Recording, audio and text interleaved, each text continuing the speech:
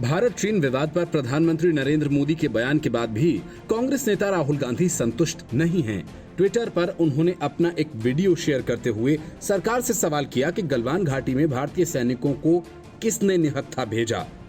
हालांकि विदेश मंत्री जयशंकर ने तथ्यों को स्पष्ट करते हुए कहा कि ये गलत बात न फैलाई जाए कि हमारे सैनिक निहत्थे थे। दोनों के बीच पूर्व में हुए समझौतों के तहत ही वहां फायरिंग नहीं हुई। राहुल गांधी के इस आरोप की इसलिए भी आलोचना हो रही है क्योंकि इस समय ये सवाल उठाने से किसी का फायदा होने वाला नहीं, खास तौर पर सर्वदलीय बैठक से पहले। हालांकि इससे पहले राहुल गांधी चीन के मसले पर भारत सरकार को अपना समर्थन देने की बात भी कह चुके हैं। समर्थन और फिर अचानक विरोध को लेकर राहुल गांधी से ही सवाल पूछे जाने लगे हैं। ट्विटर पर, दूसरे सोशल मीडिया प्लेटफॉर्म्स पर भी। सवाल इसलिए कि अमूमन राहुल गांधी चीन को लेकर अलग रुख रखते हैं।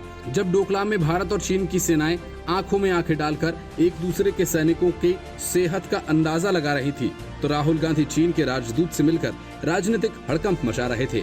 तब की विदेश मंत्री सुषमा स्वराज ने राहुल गांधी पर चीन के साथ गुपचुप बातचीत करके भारत पक्ष कमजोर करने का आरोप भी लगाया था। फिर पिछले साल के लोकसभा चुनाव के वक्त राहुल गांधी मानसरोवर की तीर्थ यात्रा पर चले गए। वहां वो चीन के कई अधिकारियों से मिले, उसमें से कुछ कम्युनिस्ट पार्टी ऑफ चाइना के वरिष्ठ नेता भी थे। ऐसे में राहुल के चीनी कम्युनिस्ट पार्टी से कथित संबंधों को लेकर भी कुछ लोग सवाल कर रहे हैं और 2008 का वाकया याद दिलाया कि भारत में मनमोहन सिंह की सरकार थी, कांग्रेस सबसे बड़ी पार्टी थी यूपीए गठबंधन में, जिसे लेफ्ट फ्रंट बाहर से समर्थन दे रहा था। उधर चीन में ओलंपिक गेम्स की तैयारी चल रही थी।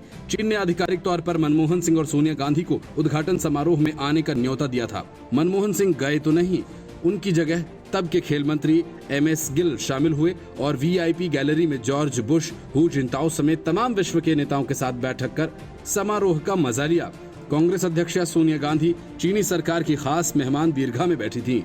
चीन के दौरे पर सोनिया गांधी के साथ तब कांग्रेस जनरल सेक्रेटरी राहुल गांधी, उनकी बहन प्रियंका वाड्रा और उनके पति रॉबर्ट वाड्रा और दोनों बच्चे भी गए थे।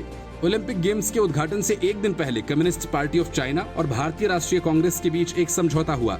सोनिया गांधी और तब के चीनी राष्ट्रपति Xi Jinping Congress communist party समझौते के गवाह थे। राहुल के दस्तखत किए जाने से पहले उन्होंने और सोनिया गांधी ने शी जिनपिंग के साथ एक अलग मीटिंग भी की थी। ये समझौता उस वक्त हुआ जब भारत की कम्युनिस्ट पार्टीज कांग्रेस सरकार से नाराज चल रही थी। अमेरिका से परमाणु करार को लेकर दोनों में अनबन थी, लेकिन शी जिनपिंग और सोनिया गांधी ने इस समझौते को सहमति देकर एक नया रास्ता खोलने की उम्मीद जताई थी।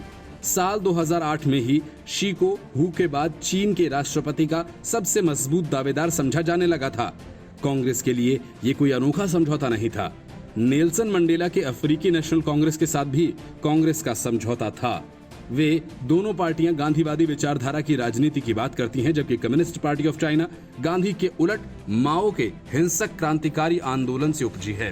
कांग्रेस और अफ्रीकी कांग्रेस प्रजातांत्रिक व्यवस्था की पार्टियां हैं, जबकि चीन की कम्युनिस्ट पार्टी डिक्टेटरशिप वाली सत्ता में। शायद यही वजह है कि राहुल गांधी और कांग्रेस को भारत चीन विवाद के बीच में कटघरे में खड़ा किया जा रहा है। Bureau report, news of India.